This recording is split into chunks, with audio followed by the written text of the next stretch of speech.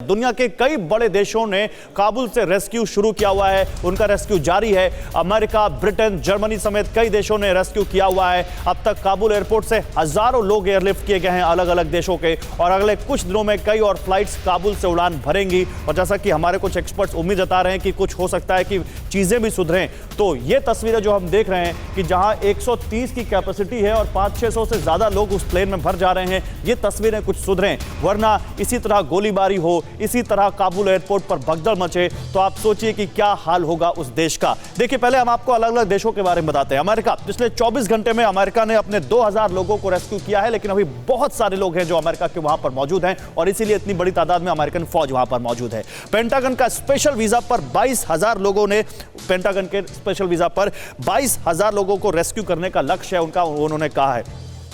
रविवार से अब तक ब्रिटेन ने 1200 लोगों का रेस्क्यू किया है, और भी वहां पर लोगों को रेस्क्यू करना है उनको।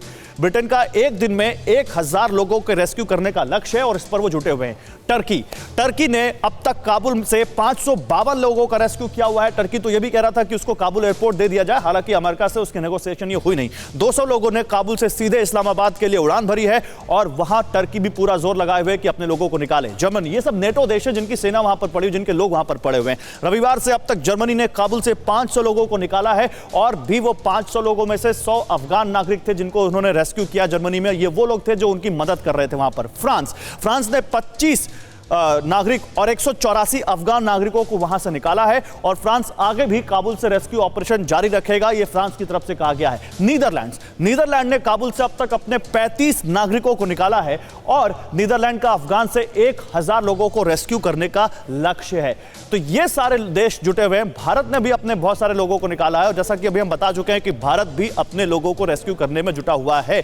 सवाल यह नहीं है कि रेस्क्यू करने में जुटे हुए हैं, सवाल यह है कि रेस्क्यू करने में तालिबान की कितनी भूमिका है। यहां पर मैं आपसे सुमित आता हूं पूछने। यहां पर सुमित, क्या यह माने कि वाकई तालिबान जो मैसेज दे रहा है कि हां, हम अब वो तालिबान नहीं है, क्या इसीलिए वहां पर तालिबान अफगानियों को तो रोक रहा है लेकिन विदेशियों को नहीं रोक रहा है, ताकि उन देशों से संबंध सुधरे जिस लेजिटिमेसी की बात अभी यहां पर एसडी मुनी कर रहे थे? देखिए, अभी सबसे जो बड़ा फैक्टर है गौरव, अगर आप देखें तो तालिबान पे दो प्रेशर है, एक इंटरनल और एक एक्सटर्नल। इंटरनल ये है कि लगातार वहां पर लोगों में ये विश्वास जगाया जाए कि वो गवर्न कर सकते हैं, उनको गवर्नेंस का एक्सपीरियंस ना हो लेकिन वो गवर्न कर सकते हैं, लोगों में संतुष्टि फैलाई जाए। इसी वजह से वो महिलाओं को लेकर अपने बयानों में लगातार कह रहे हैं कि महिलाओं को काम करने में आज़ादी होगी, हिस्सेदारी होगी। दूसरा है एक्सटर्नल, लगातार जो, क्योंकि किसी भी देश को, किसी भी नेशन को चलाने के लिए आपको इंटरनेशनल डिप्लोमेसी को बहुत कायदे से रखना पड़ता है। तो उसके ऊपर दूसरा प्रेशर है कि दुनिया भर के देश ये ना कहने लगे कि अफगानिस्तान के अंदर लगातार ह्यूमन राइट्स का वॉलेशन हो रहा है, लोगों को दबाया जा रहा है। आ रही है सुमित, हम और आप देख रहे हैं, जो बता रहा है कि तालिबान वही तालिबान है, विचारधारा वही है, उनके एग्जीक्यूशन में भी लगभग वही सिमिलरिटी दिखती है, वो कितनी भी बात करें। फिक्र आपकी, सोमवार से शुक्रवार रात 9 बजे सिर्फ TV9 भारतवर्ष पर।